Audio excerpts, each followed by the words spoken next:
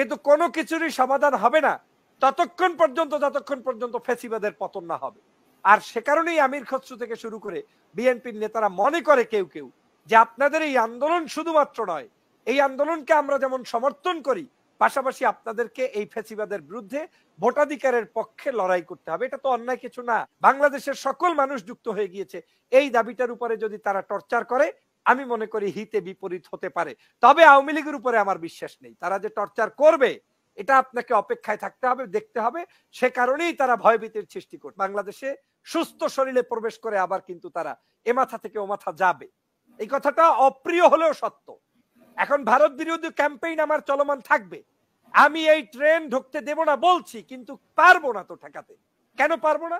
কারণ এই ট্রেন যেখান থেকে এগ্রিমেন্ট হচ্ছে সেই এগ্রিমেন্টের নাটের গুরুত্ব শেখ হাসিনা। দেখেন বিএনপি এটা আন্দোলন করছে কিনা সেটা তো আপনি আওয়ামী লীগ থেকে লোকের কাছে জিজ্ঞেস করলে হয়। এই যে প্রথম আলোর রিপোর্ট দেখেন, বিএনপি জামাত কোটা সংস্কারের নামে সন্তানদের মাঠে নামিয়েছে যুবলীগ সাধারণ সম্পাদক। আমি এই কথাটা কিন্তু প্রথম আলোচনায় বলেছিলাম যে এই বক্তব্যটা আমি হয়তো আপনি কিভাবে নিয়েছেন আমি দেখি নাই, যে বিএনপির যদি এত শক্তি থাকে অথবা জামাত শিবিরের যদি এত শক্তি থাকে যে যাদের পক্ষে সমগ্র বাংলাদেশের ছাত্ররা, তাহলে তো প্রমাণ হলো যে বাংলাদেশের সাধারণ শিক্ষার্থীদের মধ্যেও বিএনপির প্রতি মানুষের ভালোবাসা, জামাত শিবিরের প্রতি মানুষের ভালোবাসা। এটাই তো প্রমাণ হয়েছে আজকের এই আওয়ামী লীগের কথা অনুযায়ী। আওয়ামী লীগের এই যে বক্তব্য আমি একটু দেখালাম স্ক্রিনশট, যে বিএনপি জামাত কোটা সংস্কারের নামে সন্তানদের মাঠে নামিয়েছে, যুবলীগের সাধারণ সম্পাদক বলেছে। এটা কিন্তু আপনি চারটিখানি কোনো কথা নয়, এটা কিন্তু একটা চরম মানে আপনার বাস্তবসম্মত কথা। সেটা তার জায়গা থেকে তিনি বলেছেন যে তারা নামিয়েছে। তার মানে কি দাঁড়ালো? যে বিএনপির নেতাকর্মীরা আজকে তাদের চাইতে সংখ্যাধিক্যে বেশি। এখন দাবিটা আমি যেটা বলতে চাই যে এটা নিউট্রাল একটি দাবি। এখানে বিএনপি, আওয়ামী লীগ, জামাত, হেফাজত টেনে আনছে কারা? আনছে আওয়ামী লীগ।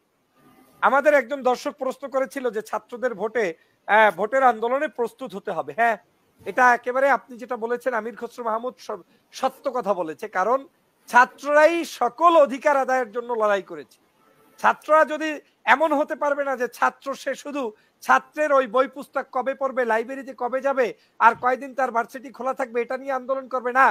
এই দেশের সাধারণ শিক্ষার্থীরা মুক্তিযুদ্ধ করেছে, এই দেশের সাধারণ শিক্ষার্থীরা ভাষা আন্দোলন করেছে, এই দেশের ঢাকা বিশ্ববিদ্যালয়ের শিক্ষার্থীরা কোটা সংস্কার আন্দোলন করছে। এই দেশের শিক্ষার্থীদের কি ভোটের অধিকারের লড়াইয়ে আন্দোলন করতে হবে। এটা একটি রাজনৈতিক দলের নেতা হিসেবে তার আবেদন থাকতে পারে। আমিও তো বারবার বলছি যে আপনি যে কোটা সংস্কার আন্দোলনের জন্য আজকে নেমেছেন, কালকে আপনি নামবেন আরেকজনের অধিকারের জন্য, পরশুদিন নামবেন শিক্ষকের বেতন বৃদ্ধির জন্য। এভাবে করে প্রতিদিন আপনি নামতে পারবেন, কিন্তু কোনো কিছুরই সমাধান হবে না ততক্ষণ পর্যন্ত যতক্ষণ পর্যন্ত ফ্যাসিবাদের পতন না হবে। আর সে কারণেই আমির খসরু থেকে শুরু করে বিএনপির নেতারা মনে করে কেউ কেউ যে আপনাদের এই আন্দোলন শুধুমাত্র নয়, এই আন্দোলনকে আমরা যেমন সমর্থন করি, পাশাপাশি আপনাদেরকে এই ফ্যাসিবাদের বিরুদ্ধে ভোটাধিকারের পক্ষে লড়াই করতে হবে। এটা তো অন্যায় কিছু না। আজকে দেখেন আপনি আইনমন্ত্রী বলছে একটা কথা, আপনার এই কারণে দেখেন একটু আগে আপনার যার নামটা একটু বললাম যে যুবলীগের নেতারা বলছে এই কথা, গতকালকে ওবায়দুল কাদের পর্যন্ত বলেছে, এরপরে শিক্ষামন্ত্রী বলছে।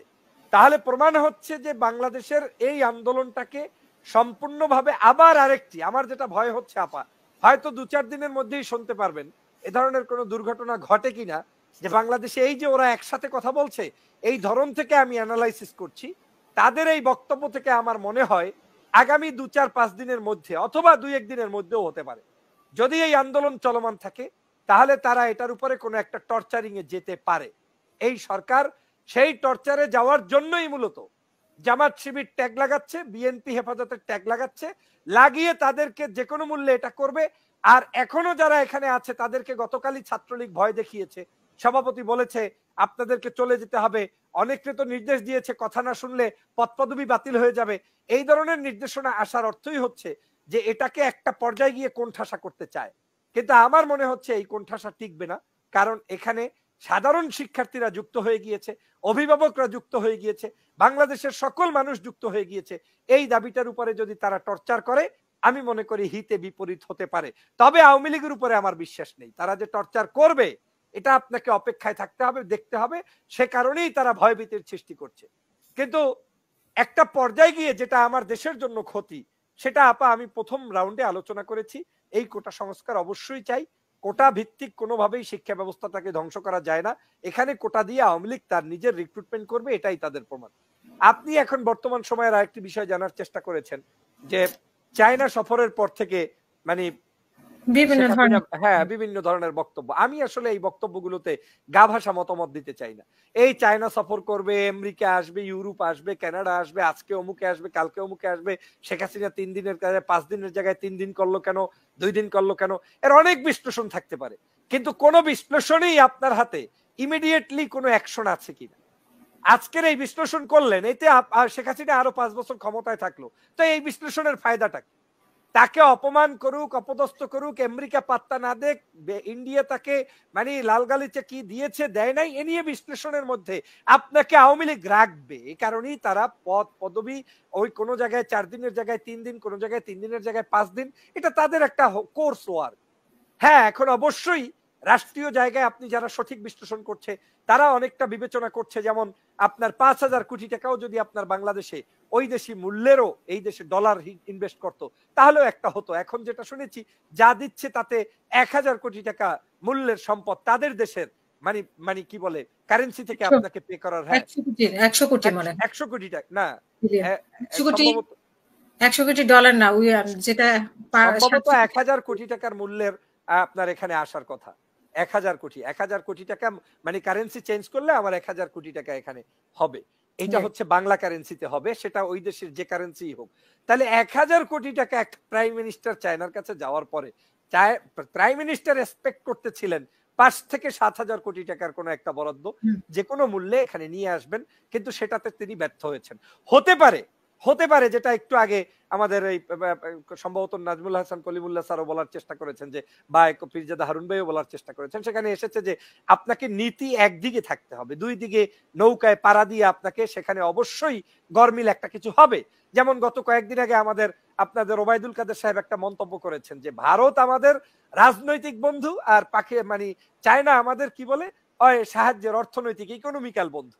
তাহলে এই যে দুইটা বন্ধুকে দুই জায়গায় রেখে তারপরে স্বার্থ উদ্ধারের চেষ্টা করেছেন, এই জায়গায় মনে হচ্ছে যে কিছুটা আপনাদের জন্য বুমেরাং হলেও হতে পারে। তবে এই বুমেরাং দিয়ে আমি মনে করি না যে বাংলাদেশের ফেসিবাদের কালকেই পতন হবে বা এই ধরনের বক্তব্যগুলো প্রচারণা, এটা আওয়ামী লীগের এক একটা ছাগল কাণ্ডের মতো কাহিনী ঘটবে, এটা ওই মতিউর কাণ্ড ঘটবে, কিংবা এই যে কিবা আবেদ কাণ্ড ঘটবে।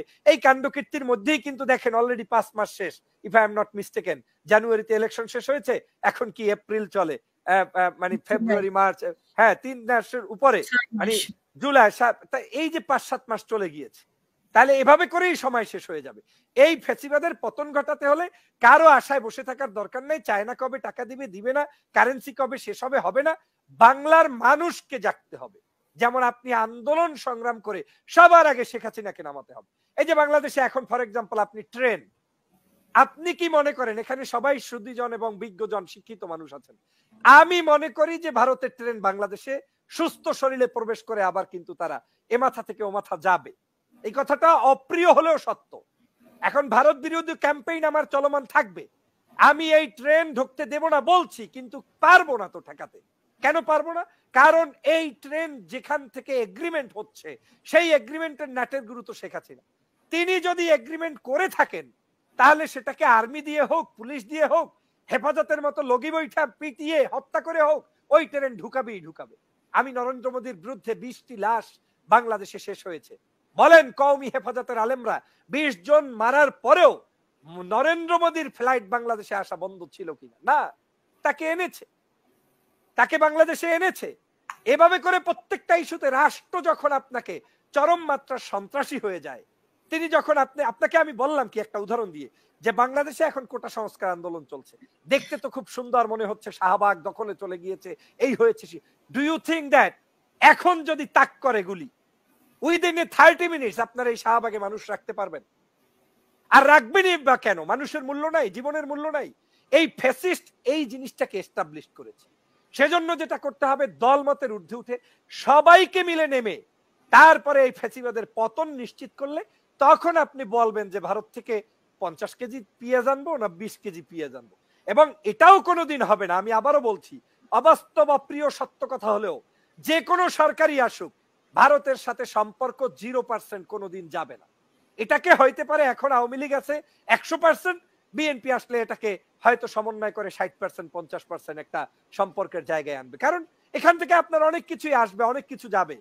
আপনি এটাকে কোনোভাবেই আপনি কিন্তু বাদ দিতে পারবেন না। কিন্তু যেটা হচ্ছে আওয়ামী লীগ যেটা করছে সেটা হচ্ছে চূড়ান্ত দালালি, দেশ বিক্রি, করিডোর বানিয়ে ফেলছে, বাংলাদেশটাকে একটা কি বানিয়ে ফেলছে, আপনারা এটাকে একটা আপনার কি বলবো আমি আপনার মেন্দুব দর্জির মতো করে এটাকে একটা তার ওইখানের কলোনি বানিয়ে মুখ্যমন্ত্রীর ভূমিকায় শেখ হাসিনা আছে। আমি এই জায়গাটাই জাতিকে চেতনাবোধ করাতে চাই। আমি একটা সুন্দর স্পিরিচুয়াল বক্তব্য আপনাকে দিয়ে দিলাম, কিছু কওমি আলেমের জীবন খুয়ালাম, আর আপনি রাস্তায় বসে বসে ভাবলেন কালকে শেখ হাসিনার পতন না। এই জীবন ব্যবস্থা থেকে আমাদেরকে ফেরত আসতে হবে, সচেতন হতে হবে, ফেসিবাদের মুখোশ উন্মোচন করতে হবে, যেই যেই জায়গায় আপনাকে আঘাত দিলে ইন্টেলেকচুয়াল জায়গায় আপনাকে কথা বলতে হবে।